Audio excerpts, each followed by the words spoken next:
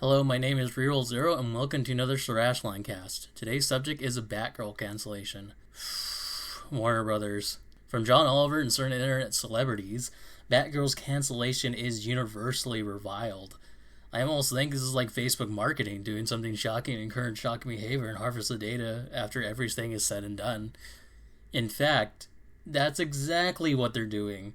They're using the wave of controversy to make people see the Flash movie, much like people destroying their Keurigs or Nike products. They want the Flash movie to be one of their cornerstones for sending it the rest of the DCU. Since Batman and Superman failed, they probably want the Flash to be the face of the DCU, ignoring the good aspects of Wonder Woman and Aquaman. And, in a sense, Shazam and, other DC movies. Come on, Warner Brothers. Batgirl won't be as bad as Morbius. Nothing can be as bad as Morbius.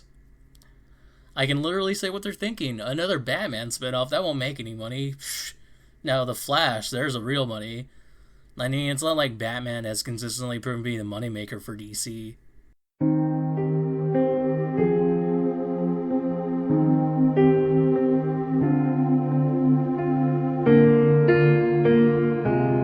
Pre-Christopher Reeve's Superman, yes, most of the money was probably derived from the Superman and Batman serials because nothing else was available to watch at the time, like when television first started. But after the serials, when the Christopher Reeves movies were in full swing, they made a ton of money. I can't ascertain if they were good movies or not, because art is subjective, and not everyone's going to have the same opinion. But if you take the average from all four classic Superman movies, it's an average of 54.5. Now, if you add the Supergirl movie, the average dramatically lowers to 45.2. I'm saying this in response when all the movies came out as a series of movies versus when a franchise was brought back like Blade Runner 2049.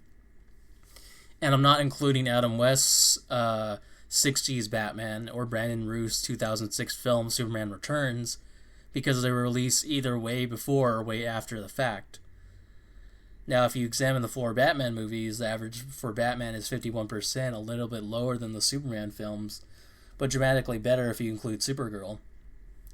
After the 90s Batman movies had their run, Batman has consistent spotlights in the Lego movies and the three successful Christopher Nolan movies, so people are just not that interested in making other superhero movies, especially Green Lantern.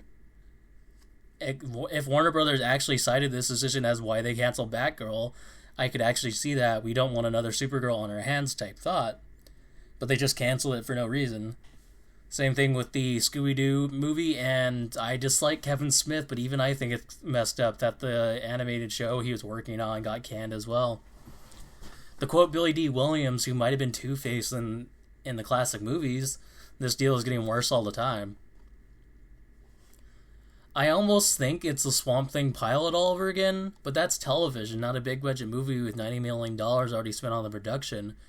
I'm not emotionally invested in this movie, nor am I interested in the other DC projects that did well, like Suicide Squad 2 or Peacemaker.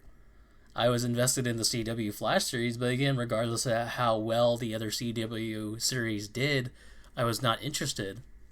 It's funny that the dark, crass, and moody shows like Titans, Doom Patrol, or Harley Quinn are not canceled, yet the shows are only shown on DC's terrible streaming service, or again, you can watch them on HBO Max.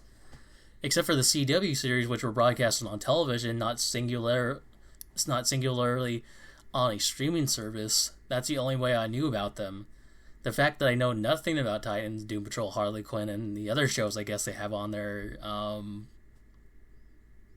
Super Friends, I guess, it doesn't excite me to spend money for the streaming service. Nor do I have money for the streaming service. It's really amazing Warner Brothers is just okay with axing possible money makers, especially Scooby-Doo, because no matter how bad the animated movies are, they will sell gangbusters, especially for families. Over the course of a few days, I watched the Boss Baby sequel and the Crude sequel. Regardless of their quality, I watched both of them completely, and they weren't bad movies. Same thing with Batgirl. I'm sure people would have seen it, especially families, and would have loved it, like Lightyear DC Super Pets.